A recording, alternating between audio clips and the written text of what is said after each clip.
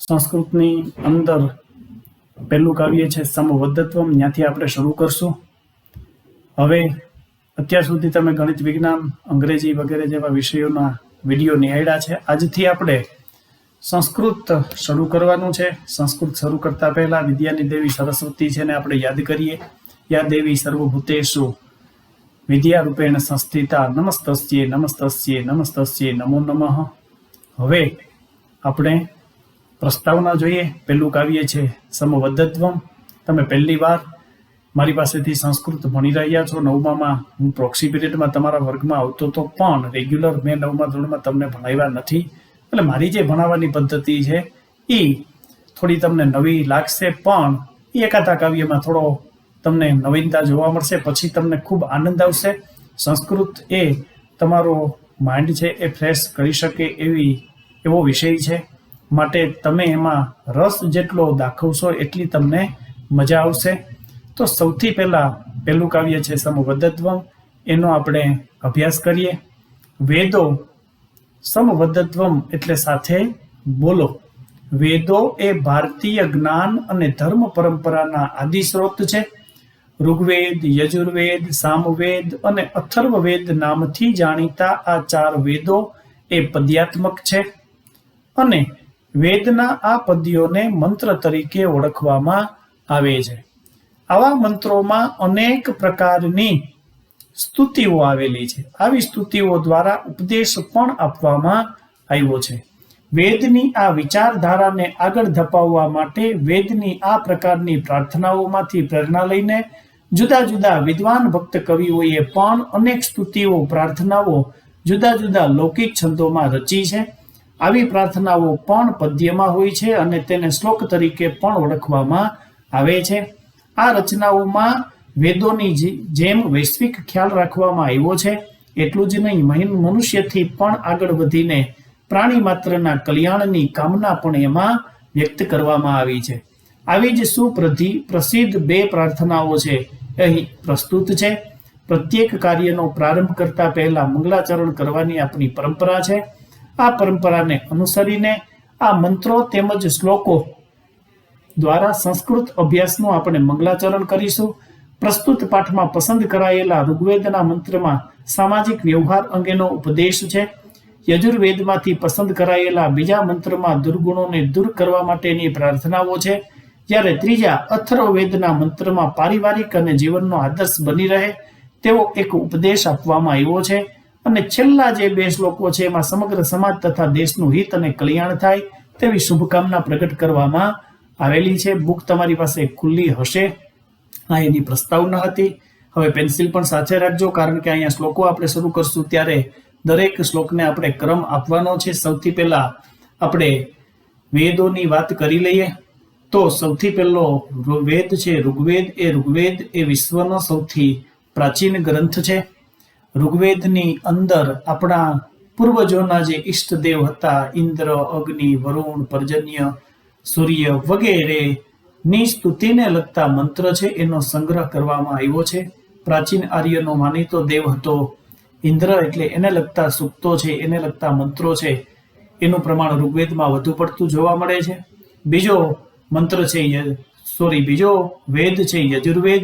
યજુર્વેદની અંદર યજ્ઞ સંબંધી જે મંત્રો છે એનો સંગ્રહ કરવામાં આવેલો છે.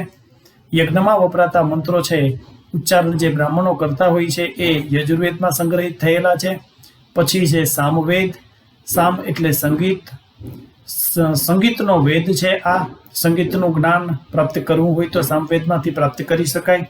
સંગીતનું જે સૂત્ર છે સારે ગમ પધનિસા એ સામવેદમાંથી જન્મેલું છે. સમગ્ર વિશ્વનું સંગીત એના ઉપર આધારિત છે. ત્યાર પછી છે અથર્વવેદ.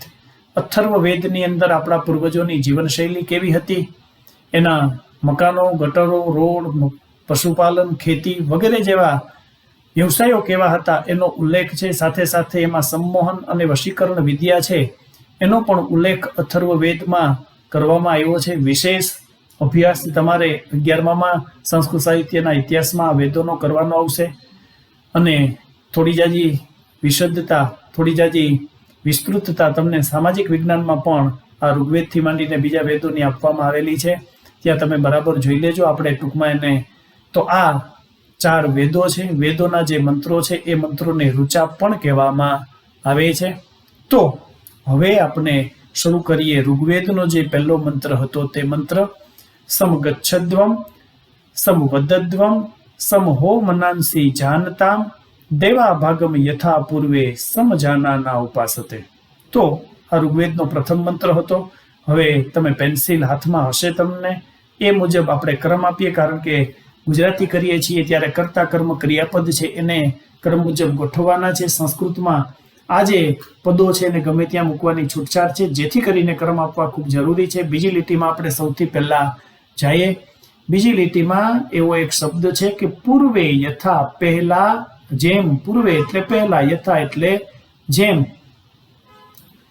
પૂર્વે યથા પહેલા જેમ, સમજાનાના સારી રીતે જાણતા, દેવા એટલે દેવો, ભાગમ યજ્ઞમાંથી મળેલા પોતપોતાના ભાગને, ઉપાસતે સ્વીકારતા હતા.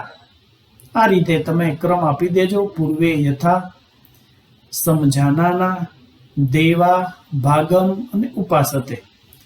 એનું ભાષાંતર આપણે જોઈ લીધું. હવે આપણે પહેલી લીટી તરફ જઈએ. પહેલી લીટીનું ભાષાંતર જોતા પહેલા એક કૌંસ કરવાનો છે. એ કૌંસની અંદર આપણે તેમ તમે બધા એવું લખશું. પછી આગળ વધીએ. સમગચ્છદ્વમ સાથે ચાલો, સમવદદ્વમ સાથે બોલો, હો મનાંસી અને તમારા બધાના મન, સમજાનતામ એક સમાન બની રહો. ફરીથી જોઈએ આપણે. આ મુજબ ક્રમ આપજો, કોઈને રહી ગયા હોય તો. પૂર્વે યથા પહેલા જેમ, સમજાનાના સારી રીતે જાણતા, દેવા દેવો, ભાગમ યજ્ઞમાંથી મળેલા પોતપોતાના ભાગને, ઉપાસતે સ્વીકારતા હતા. તેમ તમે બધા સમગચ્છદ્વમ સાથે ચાલો, સમવદદ્વમ સાથે બોલો, હો મનાંસી અને તમારા બધાના મન, સમજાનતામ એક સમાન બની રહો. તો હવે ભાષાંતર બરાબર રીતે સમજાણું હશે તમને. અહીંયા આપણે બધા એક સમાન બનીને રહીએ, એકબીજાની સાથે હળી મળીને રહીએ, એવી આ શ્લોકની અંદર પ્રેરણા માહિતી આપવામાં આવી છે. એક ઉપનિષદનો વિચાર છે કે વસુધૈવ કુટુંબકમ, ઈશાવાસી ઉપનિષદમાં આવે છે. એટલે કે સમગ્ર ધરતી એ મારું કુટુંબ છે. તો સમગ્ર ધરતીને કુટુંબ માનવાવાળા આ દેશના માનવો છે, એણે પોતાના પૂર્વજો રહેતા હતા એમ રહેવાની જરૂરિયાત છે. એવી બાબત, એવી વાત આ શ્લોકની અંદર કરવામાં આવી છે. બીજું, સંસ્કૃતમાં એક કહેવત છે કે સંઘે શક્તિ કલિયુગે. આ કળિયુગમાં સંઘ શક્તિ ખૂબ આવશ્યક છે. માટે બધાએ સાથે હળી મળીને, સંપીને, સંઘ સમૂહ બનાવીને રહેવું. એક શબ્દ આવ્યો તો અહીંયા ભાગમ. ભાગમ એટલે યજ્ઞમાંથી મળેલા પોતપોતાના ભાગને દેવો સ્વીકારતા હતા. હવે દાખલા તરીકે આપણે યજ્ઞ કરીએ છીએ, ઇન્દ્રને સંબોધીને યજ્ઞ કર્યો, એની અંદર બ્રાહ્મણ યજ્ઞ કુંડની અંદર, અગ્નિની અંદર આપણે જે વસ્તુ સમર્પિત કરવાની છે, ચોખા ઘી વગેરે, એ આપણે અગ્નિને આપીએ છીએ. અગ્નિ આપણી તમામ વસ્તુ ગ્રહણ કરે છે યજ્ઞ પૂરો થાય ત્યાં સુધી. ત્યાર પછી આપણે યજ્ઞ તો ઇન્દ્રને સંબોધન કર્યો હતો અને વસ્તુ તો આપણે ઇન્દ્રને આપી છે. તો અગ્નિ છે એ વસ્તુ ઇન્દ્ર સુધી લઈ જતો હતો. એ ઇન્દ્રને જ આપતો હતો, પર્જન્યને નહોતો આપતો. એ એના હકનું હતું એટલે ઇન્દ્રને દેતો હતો. આમ એવી રીતે આખી વ્યવસ્થા હતી. એટલે અગ્નિ એ સમયે દેવોનો સંદેશાવાહક હતો, જેથી કરીને હકનું જેનું હોય એને જ મળતું હતું. એને એમાં બીજા કોઈ દખલ કરતા નહોતા. એટલા માટે દેવોની અંદરો અંદરના સંબંધો ખૂબ સારા હતા.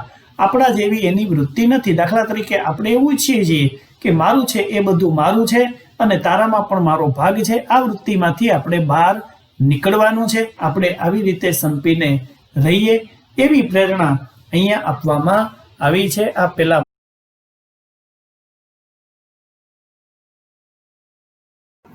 વિશ્વાની દેવ સવિતુ દુરિતાની પરાસુવ, યદ ભદ્રમ તન અહમ આસુવ. એને આપણે આગલા શ્લોકની જેમ ક્રમ આપીને શબ્દોને ગોઠવીએ. સૌથી પહેલા સવિતુ, સવિત એવો શબ્દ જોવા મળે છે પહેલી લીટીમાં. આપણે સંધિ છૂટી પાડીએ તો સવિતુ એવું થાય. બે શબ્દ ભેગા લઈએ અહીંયા. સવિતુ દેવ, હે ભગવાન સૂર્યનારાયણ દેવ. વિશ્વાની, અમારા બધા. બીજો શબ્દ આપણે લેશું વિશ્વાની, એનો અર્થ છે સર્વે, બધા, અમારા બધા. દુરિતાની, દુષ્કૃત્યને પરાસુવ, તમે દૂર કરો. દુષ્કૃત્ય એટલે ખરાબ કર્મ. પછી નીચેની લીટીમાં જઈએ. પહેલો શબ્દ છે યદ ભદ્રમ, સંધિ છૂટી પાડીએ છીએ આપણે એની. આ રીતે સમજવાનો છે. યદ ભદ્રમ, યદ એટલે જે કાંઈ, ભદ્રમ એટલે કલ્યાણકારી. જે કાંઈ કલ્યાણકારી છે, આપણે આગળ ઉમેરીએ કે અમારા માટે જે કાંઈ કલ્યાણકારી છે. પછીનો શબ્દ પણ સંધિયુક્ત છે, જેને છૂટો પાડીએ. તત અહમ, તે અમને. આ સુવ એટલે પ્રાપ્ત કરાવો. યજુર્વેદ માંથી આ મંત્ર લીધો છે. ફરીથી ભાષાંતર જોઈએ. સવિતુ દેવ, પહેલી લીટીમાં સવિતુ દેવ. પેન્સિલ તમારી પાસે હશે, ક્રમ આપતા જાજો આ મુજબ. સવિતુ દેવ એટલે હે ભગવાન સૂર્યનારાયણ દેવ. વિશ્વાની, અમારા બધા. દુરિતાની, દુષ્કૃત્યને. પરાસુવ, તમે દૂર કરો. યદ ભદ્રમ, અને જે કાંઈ અમારા માટે કલ્યાણકારી છે. તત અહમ, તે અમને. આ સુવ એટલે પ્રાપ્ત કરાવો. તો આની અંદર સૂર્યનારાયણની ને સાધના કરવામાં આવી છે. ભગવાન સૂર્યને એક સાધક એવી પ્રાર્થના કરે છે કે હે સૂર્ય, તું તેજનો અખૂટ ભંડાર છે. તું તારા તેજનો એક અંશ મારી બુદ્ધિને સ્પર્શ કરાવ, જેથી કરીને મારી બુદ્ધિ છે એ સારા નરસા કર્મોનો ભેદ કરતી થઈ જાય, અને જેના કારણે તારા તેજને હિસાબે મારા જે કાંઈ દુરિતાની એટલે કે ખરાબ કર્મો છે, દુષ્કૃત્ય છે, એ બધા નષ્ટ થઈ જાય અને હું સત્કર્મ કરવા માટે પ્રેરાવ. ત્યાર પછી એમ કીધું છે કે જે કાંઈ કલ્યાણકારી છે મારા માટે, હું એકવાર શુદ્ધ થઈ ગયો, મારી બુદ્ધિ પણ શુદ્ધ બની ગઈ, મારા ખરાબ કર્મો દૂર થઈ ગયા. ત્યાર પછી જે કાંઈ મારા માટે હિતકારી છે અને કલ્યાણકારી છે તે તું મને પ્રાપ્ત કરાવ, એવી અહીંયા પ્રાર્થના કરવામાં આવી છે. બાળકો, સૂર્ય એ તેજનો દેવ છે. એની ઉપાસના કરીએ તો આપણી બુદ્ધિ તેજસ્વી બને. એ તેજસ્વી બુદ્ધિથી આપણે આપણા ખરાબ કર્મો છે એને દૂર કરી શકીએ, અને જે કાંઈ સારા કર્મો છે એ કરવા તરફ પ્રેરાઈએ, અને એવા સારા કર્મોથી આપણે આપણું કલ્યાણ કરી શકીએ, એવી અહીંયા પ્રાર્થના કરવામાં આવેલી છે. આ બધી અનુભૂતિની ચીજ છે, વિષય છે અનુભૂતિનો. ગંગાનું પાણી, ગાયના દૂધની પવિત્રતા, અગ્નિની પવિત્રતા, સૂર્યની ઉપાસના કરવાથી થતી જે અનુભૂતિ છે, આ બધી અનુભૂતિની ચીજ છે, અને અનુભવ કરવાથી જ એનો ખ્યાલ આવે. એને આપણે કોઈને બતાવી ન શકીએ, શબ્દો દ્વારા એનું વર્ણન ન કરી શકીએ. તો હવે પછી તમે પણ સૂર્યની ઉપાસના કરો, કારણ કે આપણે તેજની જરૂર છે. આપણી બુદ્ધિને તેજસ્વીતા પ્રાપ્ત થાય, જેથી કરીને આપણે જે કાંઈ અભ્યાસકીય સામગ્રી છે તેને સારી રીતે ગ્રહણ કરી શકીએ. તમે જે મંત્ર બોલો છો, ગાયત્રી મંત્ર, એ પણ સૂર્યની ઉપાસના ને લગતો જ મંત્ર છે. એનું નામ જ માત્ર ગાયત્રી છે. ચાલો, હવે આ શ્લોક તમને બરાબર રીતે સમજાઈ ગયો હશે. પછી આપણે બીજા શ્લોક તરફ જઈએ. એના પછીનો જે શ્લોક છે, શ્લોક નંબર 3, જે કંઈક આવો છે. પિતુહુ, આપણે શબ્દ આ પ્રમાણે ગોઠવવાના છે. પુત્ર પિતુહુ અનુવ્રત. પુત્ર પિતાના વ્રતની પાછળ ચાલનારો. માત્રા સમના ભવતુ, માતાની સાથે સમાન વિચારવાળો બનો. આવું ક્રિયાપદ મૂકવાનું છે. જાયા, બીજી લીટીમાં. પત્યે, પતિ પ્રત્યે. મધુમતીમ, મીઠી મધુર. અને શાંતિવામ, શાંતિપૂર્ણ. વાચમ વધતું, વાણી બોલો. ફરીથી જોઈએ, આપ મુજબ ક્રમ આપજો તમે. તમારી ચોપડીમાં પેન્સિલથી પુત્ર પિતુઃ અનુવ્રત, પુત્ર પિતાના વ્રતની પાછળ ચાલનારો, માત્રા સમનાહ ભવતુ, માતાની સાથે સમાન વિચારવાળો બનો, જાયા બીજી લીટીમાં જાયા એટલે કે પત્ની, પત્યે પતિ પ્રત્યે એના પતિ પ્રત્યે, મધુમતીમ મીઠી મધુર અને શાંતિવામ શાંતિપૂર્ણ, વાચમ વધતું વાણી બોલો. તો અહીંયા આ અથર્વવેદમાંથી લેવામાં આવેલો આ ત્રીજો મંત્ર છે. એની અંદર કુટુંબની અંદર કેવી રીતે રહેવું, એકબીજાએ પરિવારે એકબીજાની સાથે કેવું વર્તન કરવું એની માહિતી આપવામાં આવી છે. સૌથી પહેલા અહીંયા પુત્રની વાત કરી છે કે પુત્રએ એના પિતા તરફ કેવી રીતે આચરણ કરવું, કેવી રીતે રહેવું, કેવો વ્યવહાર હોવો જોઈએ એના પિતા પ્રત્યે. તો અહીંયા કીધું છે કે પુત્ર છે એ પિતાના વ્રતની પાછળ ચાલનારો. એનો મતલબ વ્રત એટલે કે પરંપરા. અહીંયા એવો અર્થ લેવાનો છે, આપણે જે વ્રત કરીએ છીએ સોમમંગળ એ નહીં, પણ પરંપરા. તો પુત્રએ પિતાની જે કાંઈ પરંપરાઓ છે એ પરંપરાઓને અનુસરવી જોઈએ. પછી વાત કરી છે કે ભાઈ માતાની સાથે પુત્રએ કેવી રીતે રહેવું, તો કે માતાની સાથે પુત્રએ સમાન વિચારવાળા બનીને રહેવું. એની માની સાથે એની વિચારોની સામ્યતા વધુ પડતી હોય છે, જેથી કરીને એ પોતાની માતાની સાથે આવી રીતે એને રહેવાનો પ્રયત્ન કરવો જોઈએ. અને એ જે કાંઈ એને વિચારો પોતાના એની માતા તરફથી પ્રાપ્ત થાય છે એ મુજબ એને જીવવાનો પ્રયત્ન કરવો જોઈએ.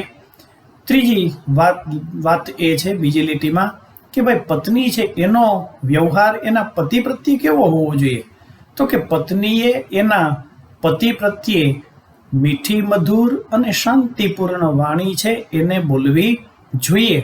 જો આવો વ્યવહાર આખા કુટુંબમાં થાય તો ક્યાંય પણ એકબીજા પ્રત્યે ખેદ વૈમનસ્ય ઊભું ન થાય, પરિવારની અંદર કાયમી ધોરણે શાંતિ જળવાઈ રહે અને એક શ્રેષ્ઠ આચરણ, એક શ્રેષ્ઠ કુટુંબ આપણે આપણા કુટુંબને બનાવી શકીએ. અને આ જ રીતે આપણે આ જે વિચારો છે એ વિચારોને કુટુંબમાંથી સમાજમાંથી રાજ્ય અને દેશ સુધી લઈ જઈએ. જો આખા દેશની અંદર રહેતા માનવો છે એ એકબીજાની પ્રત્યે આવા પ્રકારનો વ્યવહાર રાખે તો એ દેશની અંદર ક્યારેય પણ એકબીજા પ્રત્યે દુશ્મનાવટ રહેતી નથી અને બધા માણસો સંપીને એકદમ સારી રીતે પોતાના વ્યવહારો કરે છે બીજા પ્રત્યે, જેના કારણે એ કોઈ પણ પ્રકારનું વૈમનસ્ય કે દુશ્મનાવટ છે એ કોઈની સાથે કરતા નથી. એ દેશની અંદર સંપૂર્ણપણે શાંતિ સ્થપાઈ જાય છે. તો આ આપણા કુટુંબનો આદર્શ વ્યવહાર કેવો હોવો જોઈએ એની માહિતી આ શ્લોકની અંદર આપવામાં આવી છે. તમે બરાબર રીતે હવે બંને શ્લોકોને સમજી ગયા હશો. હજી પણ એનું ભાષાંતર છે એ ભાષાંતર તમે બરાબર રીતે તમારી નવનીતમાં પણ આપ્યું છે. મેં જે પ્રમાણે ક્રમ આપ્યા છે એ મુજબ પણ ત્યાં અન્વય કરીને ક્રમ મુજબ શ્લોકને ગોઠવીને સંસ્કૃતમાં જ આપવામાં આવ્યો છે. એને બરાબર જોઈને તમારું જે ભાષાંતર છે એ ભાષાંતરને વધુ દ્રઢ બનાવવાનો પ્રયત્ન કરજો. હવે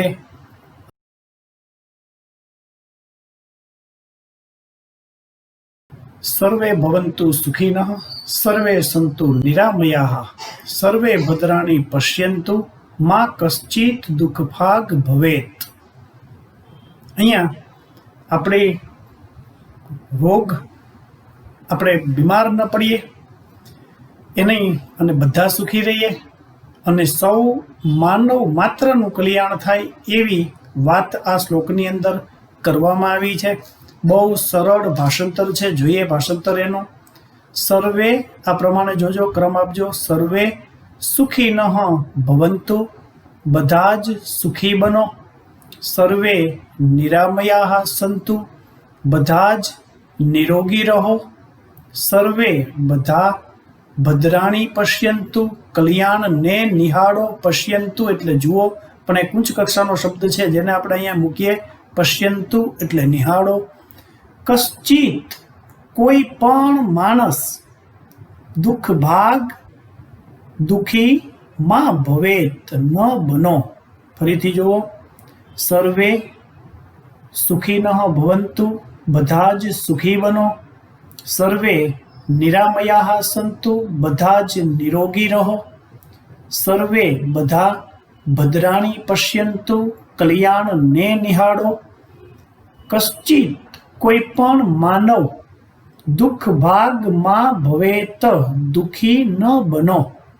ચાલો હવે આ ભાષાંતર તમને બરાબર રીતે સમજાઈ ગયું હશે. પહેલી વાત એમ કરવામાં આવી છે કે દરેક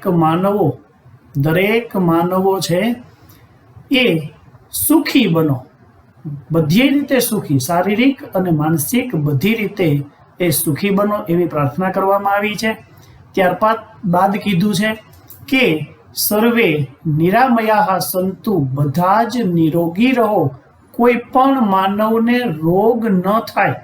અત્યારે કોરોના જેવી પરિસ્થિતિ છે, એમાં આપણે સૌ સાથે મળીને ઈશ્વરને એમ કહીએ કે હે ઈશ્વર, સર્વે નિરામયાઃ સંતુ, બધા જ નિરોગી બનો, વહેલી તકે એ રોગ દૂર થાય એવી આપણે પ્રાર્થના કરીએ. તો ગુજરાતીમાં એક કહેવત છે કે પહેલું સુખ તે જાતે નર્યા. પહેલું સુખ જીવનનું એ છે કે આપણે નિરોગી રહીએ. જો આપણું શરીર અને મન સ્વસ્થ છે તો જ દુનિયાના તમામ પદાર્થોને આપણે ભોગવી શકવાના, બાકી તો આપણે કાંઈ એને ભોગવી શકવાના નથી. તો દુનિયામાં સૌથી પહેલામાં પહેલું જો કોઈ સુખ હોય તો એ છે આપણું સ્વાસ્થ્ય સારું રહે, આપણું મન મજબૂત રહે. આપણે ઈશ્વરને દરરોજ આવી પ્રાર્થના કરવાની. ત્યાર પછી બીજી લીટીમાં એમ કીધું છે કે બધા માણસો પોતાના કલ્યાણને નિહાળો, મતલબ કે એને બરાબર રીતે નિહાળવું એટલે નખશીખ જોવું, પગના અંગૂઠાથી માથાના વાળ સુધી નિરીક્ષણ કરવું. તો દરેક માણસ પોતાના આવી કલ્યાણકારી બાબતો છે એ પ્રાપ્ત કરી શકે, એને બરાબર રીતે નિહાળી શકે. અને છેલ્લે એમ કીધું છે કે દુનિયાનો કોઈ પણ માણસ છે એ દુઃખી ન બનો. તો સમગ્ર દુનિયાના દરેક જીવો, દરેક માનવો છે એ નિરોગી રહે, સુખી બને, પોતાના કલ્યાણને જુએ અને દુઃખી ક્યારેય પણ ન બને એવી એક ઉદાત્ત પ્રાર્થના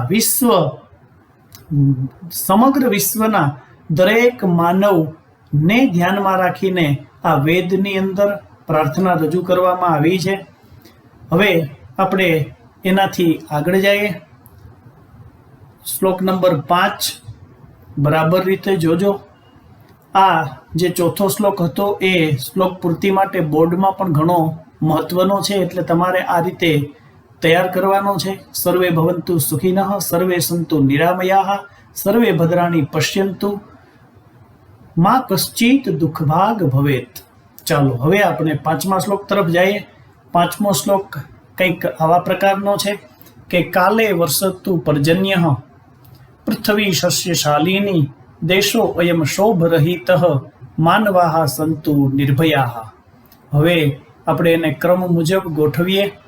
સૌથી કાલે એટલે યોગ્ય સમયે, એની આગળ આપણે એક શબ્દ ગુજરાતીમાં મૂકીએ, આ દેશમાં એટલે કે મારા ભારત દેશમાં કૌંસ કરી દેવાનો. પછી આપણે ભાષાંતર આગળ વધારીએ. કાલે યોગ્ય સમયે, પર્જન્યઃ વર્ષતુ વરસાદ વરસો, પૃથ્વી એટલે ધરતી, શસ્યશાલિની ધાન્યથી ભરપૂર બનો. સસ્ય એટલે ધાન્ય, અનાજ, શાલિની એટલે ભરપૂર બનો. પછીની લીટી બીજી લીટીમાં જઈએ. પહેલો શબ્દ છે જે સંધિયુક્ત છે, આપણે એને છૂટો પાડીએ. અયમ દેશ, આ દેશ, ક્ષોભ રહિત એટલે ક્ષોભ રહિત બનો, એટલે કે ઉદ્વેગ રહિત થાઓ.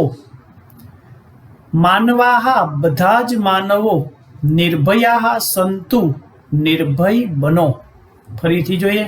આ દેશમાં કાલે યોગ્ય સમયે, પર્જન્યઃ વર્ષતુ વરસાદ વરસો, પૃથ્વી સસ્યશાલિની ધરતી ધાન્યથી ભરપૂર બનો. અયમ દેશ, આ મારો ભારત દેશ ક્ષોભ રહિત બનો, ઉદ્વેગ રહિત બનો, ઉદ્વેગ વગરનો બનો. માનવાહા અને બધા જ માનવો નિર્ભયા સંતુ, નિર્ભય બનો. સમગ્ર વિશ્વનું કલ્યાણ થાય એના માટેના ભાવો આ છેલ્લા બંને શ્લોકોની અંદર રજૂ કરવામાં આવ્યા છે. એમાં આ 5મા શ્લોકમાં પહેલી લીટીમાં એવું છે કે આ મારા ભારત દેશમાં યોગ્ય સમયે વરસાદ વરસો, કારણ કે આપણો દેશ એ મોસમી પ્રદેશ છે. અહીંયા ચોમાસામાં જ વરસાદ વરસે એ આખી એક ભૌગોલિક દ્રષ્ટિએ 3 ઋતુ અહીંયા નિર્મિત થયેલી છે. તો ચોમાસામાં વરસાદ થાય તો જ આપણા માટે એ સારો છે. બાકી અન્ય સમયની અંદર શિયાળામાં કે ઉનાળામાં વરસાદ થાય તો એ નુકસાનકારક છે. માટે અહીંયા કીધું છે કાલે, એટલે કે યોગ્ય સમય. યોગ્ય સમય કયો? તો કે ચોમાસું. અહીંયા ચોમાસામાં વરસાદ વરસે, માવઠું ન થાય, ટાઈમે વરસાદ આવે એ જ બરાબર. ટાઈમનો વરસાદ ન વરસે એવી અહીંયા પ્રાર્થના કરવામાં આવી છે.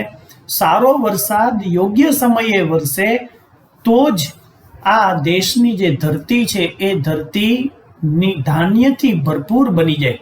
આપણે ખેડૂતો વરસાદ થાય એટલે વાવણી કરે, વાવણી કર્યા પછી જો એમાં ટાઈમે ટાઈમે વરસાદ થયા કરે તો મબલખ ઉત્પાદન થાય. મતલબ કે આ ધરતી ધાન્યથી ભરપૂર બને, સમૃદ્ધિ આવે જેનાથી. બરાબર. ત્યાર પછી બીજી લીટીમાં છે મારો આ દેશ ઉદ્વેગ રહિત, ક્ષોભ રહિત બનો. દરેક માણસના મનની અંદર જે કાંઈ ખરાબ ભાવો ઉત્પન્ન થાય છે એ દૂર થાવો.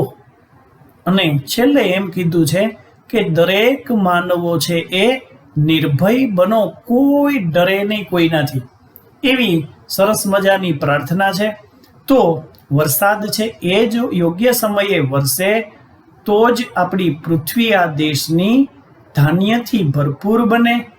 ધાન્યથી ભરપૂર બને એટલે એ ધાન્ય ખેડૂતો સુધી આવે. ખેડૂતો એ ધાન્ય બજારમાં વેચીને મબલખ ધન મેળવી શકે. એ ધનથી એ સમૃદ્ધિને પ્રાપ્ત કરી શકે. અને સમૃદ્ધિ આવે એટલે એકબીજા પ્રત્યેના જે કાંઈ ભાવો છે, ક્ષોભ છે, ઉદ્વેગ છે, એના મનની આ સ્થિતિ છે, એના મનના આવેગો છે, એ બધા એના મનમાંથી દૂર થઈ જાય. અને ત્યારબાદ એવું કીધું છે કે દરેક માનવ છે એ નિર્ભય બનો. તો આ રીતે આ 2 શ્લોકો છે એ બરાબર રીતે સમજો. પહેલા 3 મંત્રો છે એ ઋગ્વેદ, યજુર્વેદ અને અથર્વવેદમાંથી લેવામાં આવ્યા છે. પછીના 2 મંત્રો પ્રસ્તાવનામાં કીધું છે એ પ્રમાણે, જેની અંદર આ પારિવારિક આપણી ભાવનાઓ છે એ ભાવનાઓનું